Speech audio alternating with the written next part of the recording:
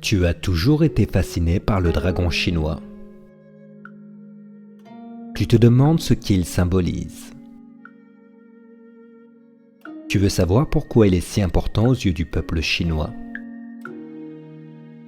Autant que passionné de dragons, je vais élucider tous ces mystères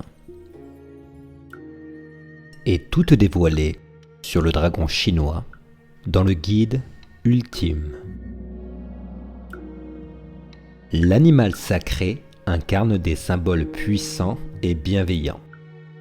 Les dragons chinois ont toujours été ancrés dans les croyances et traditions nationales de ce peuple. Voyons comment ils ont créé cette relation magique et pourquoi ce dragon est un symbole culturel si important en Chine. Signification du dragon chinois. Le dragon chinois traditionnel, dont le vrai nom est en réalité Long, signifie et symbolise l'unité, valeur première de cette civilisation. L'unité apporte plus de force et de puissance au peuple chinois. C'est pourquoi le représentant du peuple et de la nation chinoise, l'empereur, s'est appelé le vrai Long, fils du ciel et des descendants directs des dragons chinois. Les anciens dragons sont les symboles ultimes du Qi, l'énergie cosmique. On dit qu'il est le plus puissant symbole de bonne fortune dans le panthéon des symboles chinois. En tant que l'une des 4 créatures représentant les points cardinaux, le dragon chinois est synonyme de nouveau départ. Il a également le pouvoir de libérer de l'eau sur les terres desséchées, ce qui représente l'abondance et le bien-être. Le succès continue. Les grandes réussites et la prospérité figurent également dans l'arsenal des qualités et significations positives du dragon, ce qui le classe parmi les créatures asiatiques les plus populaires.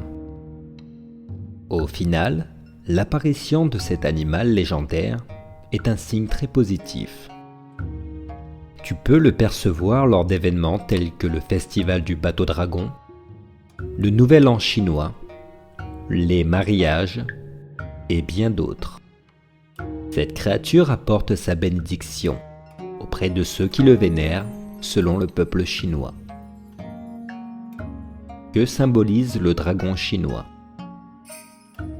Ce sont des créatures légendaires dans la mythologie et le folklore chinois. Dans l'art de ce pays, les dragons sont généralement représentés comme des créatures serpentines, écailleuses et dotées de 4 pattes. Contrairement aux dragons européens, qui sont considérés comme maléfiques, les dragons de Chine symbolisent traditionnellement des pouvoirs puissants et de bonne augure. Ils ont la particularité de contrôler l'eau, les pluies, les ouragans et d'autres catastrophes naturelles. Il est également un symbole de pouvoir, de force et de chance. Ce dragon est aussi un symbole d'autorité impériale, en particulier les dragons jaunes ou dorés à 5 griffes étaient le symbole de l'empereur dans de nombreuses dynasties chinoises. Le trône impérial était appelé le trône du dragon à la fin de la dynastie Qing. Le dragon a même été adopté comme drapeau national.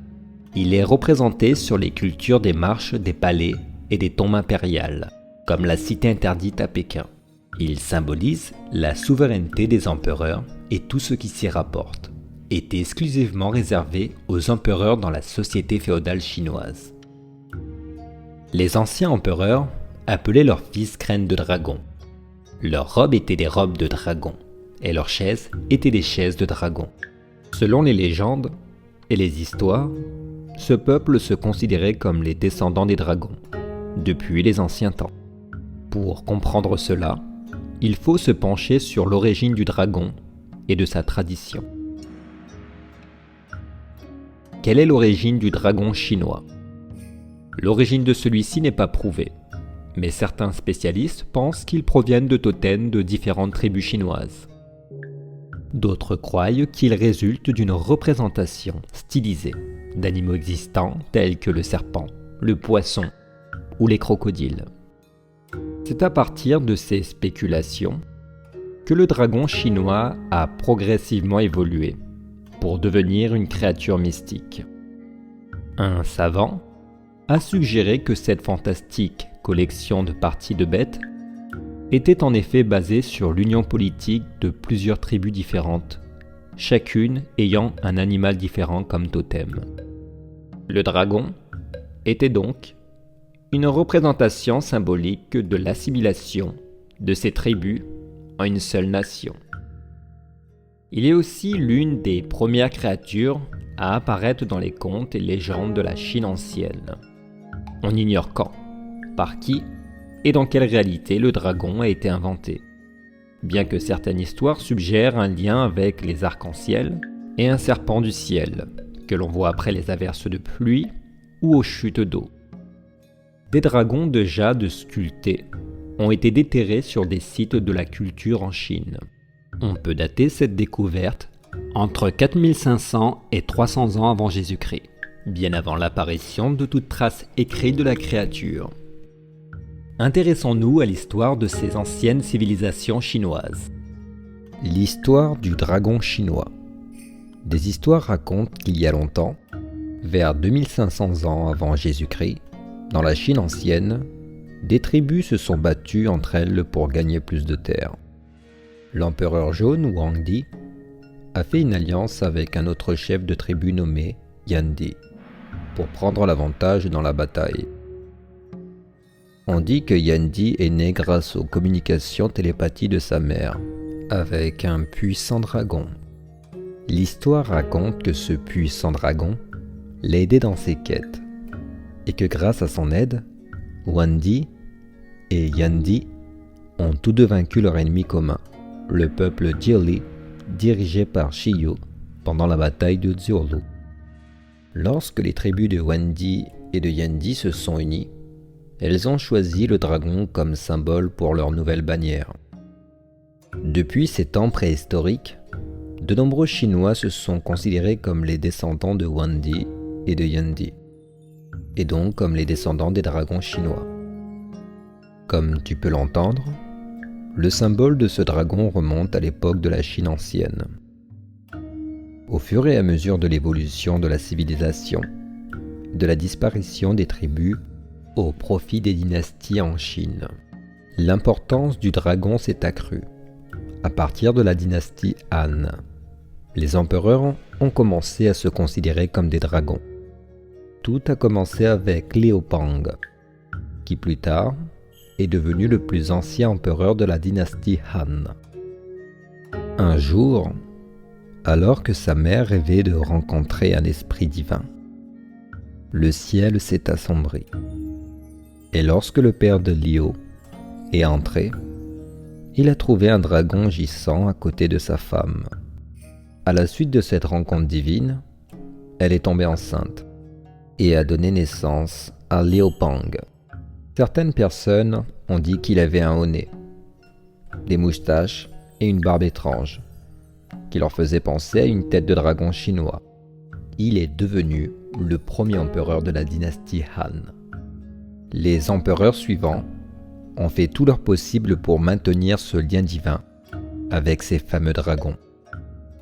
En tant qu'héritier de Liu Bang, ils prétendaient qu'ils étaient aussi les fils de dragons chinois et que leur sang coulait dans leurs veines. Dès lors, tout ce qui se trouvait dans la suite de l'empereur était gravé de dragons chinois, des vêtements aux meubles. Par exemple, seul l'empereur était autorisé à porter un symbole de dragon sur ses vêtements. Les griffes du dragon symbolisaient les rangs de la société. Et plus les rangs étaient élevés, plus on avait de griffes. Les généraux et les chefs pouvaient avoir jusqu'à 4 griffes. Seul l'empereur pouvait porter un dragon chinois à 5 griffes, qui symbolisait les mains réelles de l'empereur. Si quelqu'un d'autre que l'empereur portait les 5 griffes, il était tué. Comme nous allons l'expliquer dans la suite, les empereurs choisissaient également la couleur de leur dragon pour montrer leur puissance. La couleur qu'ils choisissaient pour la créature devient la couleur la plus importante de la société.